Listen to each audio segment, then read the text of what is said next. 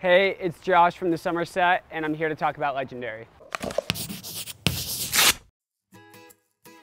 When I think of Legendary, I think of not so much How I Met Your Mother at all, and not so much, it's really kind of our own story, and it's become our own coming of age for our band, and the change that's developed within all of us as young adults and as people, and we've kind of realized what's important to us over the past year. People have grown up, some people have grown down. It's really, we finished our second record, which we all love, but it has this very sad, emotional vibe to it, and we realized, okay, record 3, like that's kind of a scary number now, and we all evaluated the band, and we all kind of looked in the mirror and looked at ourselves, and we've all changed. We all walked into that summer home to make this record and walked out different people. So I probably had to do growing up where it was like, all right, I'm super lucky to be touring. I'm super lucky to be able to make music. And if I want to continue to do this, I'm probably going to have to stop partying every night. I'm probably going to have to stop doing a lot of the stuff I did. And with Brian, it was the absolute opposite of that, where he's like, I should probably stop staying in. I should probably stop secluding myself from the world, and I should probably go enjoy my life a bit. So him and I kind of like did that. So it was cool. You have the people you call on a Friday night, and you have the people you call on a Monday morning, and a lot of the time those are two very different people. And I think true friendships are friendships that you can do more than just have fun together, but you can grow together and change as people and as human beings. And that's something my band's had to face more than anything, is we've had to learn how to grow with each other. And a lot of the time it takes realizing the change within yourself and doing that, and more so leading by example, instead of being like, hey, this is my problem with you. Work on it, you know, hey, here's the faults I see in you, figure it out. You really have to just look at that and look at yourself and deal with those things. And it's not always easy, and it's really tough actually. But my band has never gotten along as well as we do now. And that's really something to say. And we're all just very much different people. And we've learned to kind of be, when you hear that you've grown up and you're adult now, it sounds boring, but more so we've learned to be loving to each other and be like encouraging to each other, which is like, isn't that what a band is supposed to be in the first place?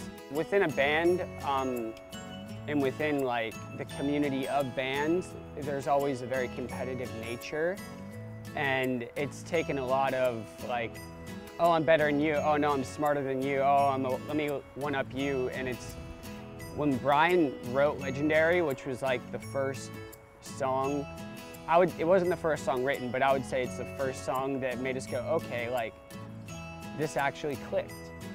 I kind of went into cheerleader mode where I was like, dude, like this is awesome. And I gave a lot of positive reinforcement, and it started this kind of upward strike of like, dude, go do this, go try this. And then my top 3 favorite song on the record, Someday, Brian did on his own.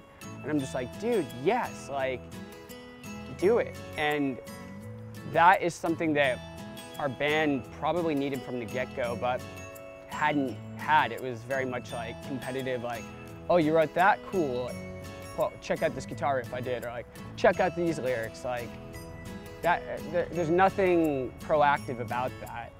And when you live with people, it becomes a challenge to do anything, to make breakfast on the bus, or it happens, it's human nature, but you have to take a step back and be like, wait, this is what I want to do.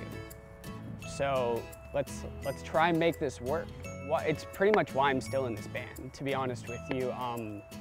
There has to be a message, there has to be something like that. And even within the change in myself of going from like womanizing partier Josh to the guy that's like gonna sit outside after a show and like talk to you about real life and all of that, like within the past year, I've just watched our fans respond to me in a completely different way, and it's like I'm turning into a postmenopausal woman, I swear. I'm just like, oh my God, you're so awesome.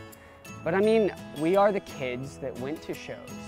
We are the kids that helped launch Fall Out Boy's career. We are the kids that were outside of Blink concerts, but we have the opportunity of being in this band, and that's fantastic. But the kids that show up at our shows will be in my spot very soon, having hopefully the exact same conversation.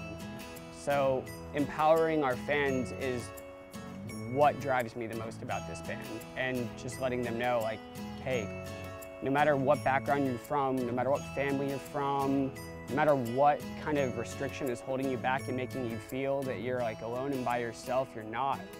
And hopefully my band can help that, you know, have that community.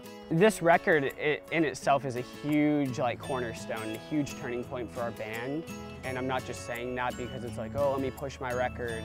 It's really started a huge positive swing in us. So the things that we're about to accomplish and things we're about to even start within itself is amazing, because it went from just about growing as a band and getting the right tours and putting out the right songs. It's now turned into something way bigger than us and way bigger than that.